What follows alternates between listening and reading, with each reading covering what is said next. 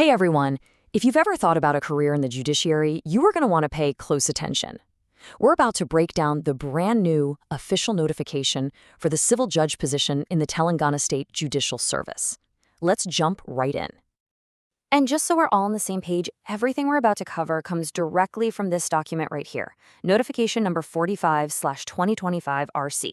This isn't guesswork, this is the official word, the most accurate info you're gonna get. All right, let's get to the big question right away. How many spots are we talking about? Well, here it is, 94. The High Court has announced a total of 94 vacancies for Civil Judge Junior Division. I mean, that's a huge opportunity for anyone serious about joining the judiciary.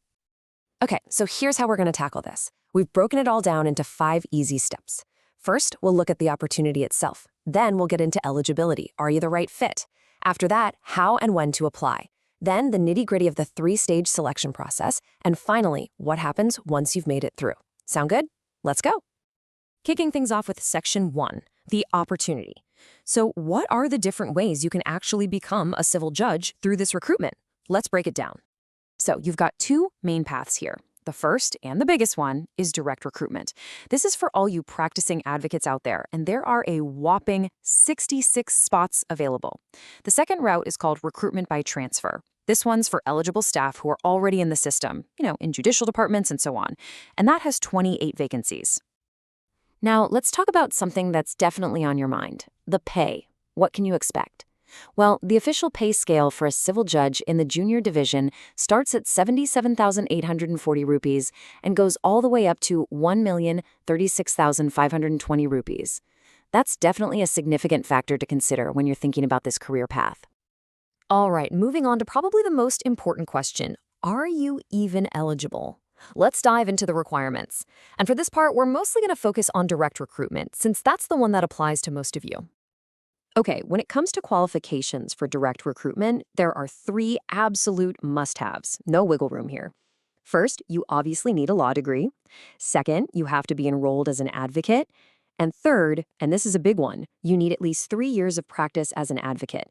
And they calculate that as of December 1st, 2025. Now, let's talk age. The minimum age to apply is 23. For the general open category, the max age is 35.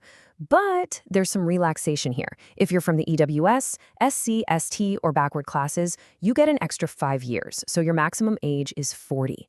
And remember, your age is calculated based on that same date, December 1st, 2025. And listen up, because this next one is absolutely crucial for everyone. You must be fluent in Telugu. And they don't just mean you can say a few words. You need to be able to read it, speak it, and write it fluently. They will test you on this, so it's a non-negotiable.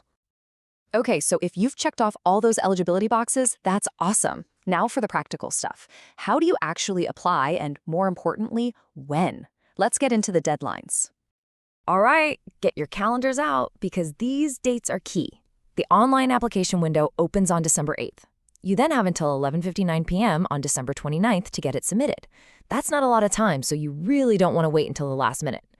And just to give you a heads up, the first exam, the screening test, is penciled in for February 2026.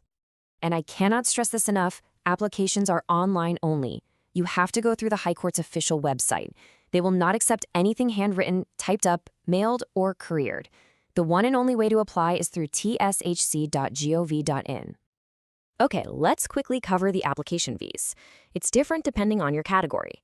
For candidates in the open category and backward classes, the fee is 1,250 rupees. But for those in the EWS, SC, ST, or persons with disability categories, it's a lower fee of 600 rupees. So, you've sent in your application. What happens next? Well, now we get into the real challenge, the 3-stage selection process.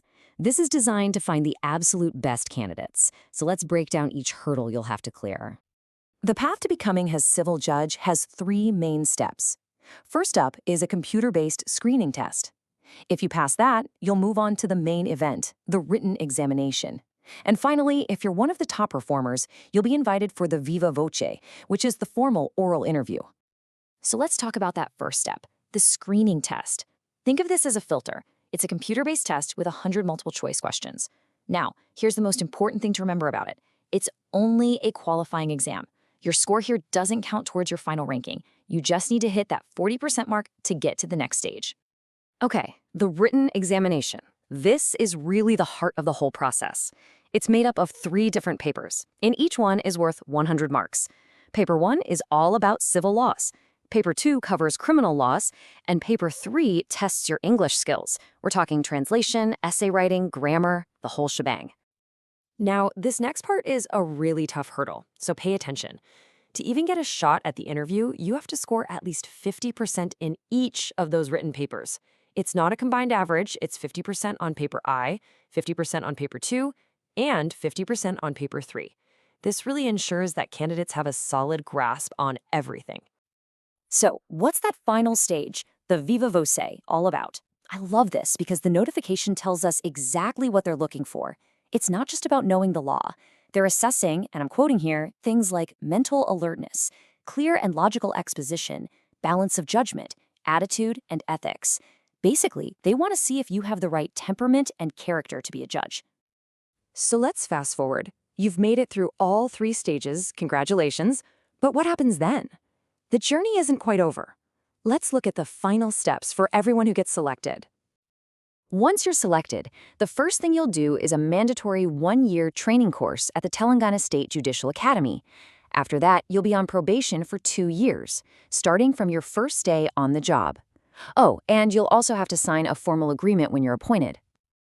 And here we are, back at the official notice. This is just to remind you that this entire process, from the first application to the final appointment, is all laid out and authorized by the Registrar of the High Court. It's a transparent, by-the-book process. So there you have it. We've gone through all the details. With 94 vacancies up for grabs and a clear roadmap to follow, this is a truly massive opportunity to serve the cause of justice. And that leaves just one final question, and it's for you. Could you be the future of Telangana's judiciary?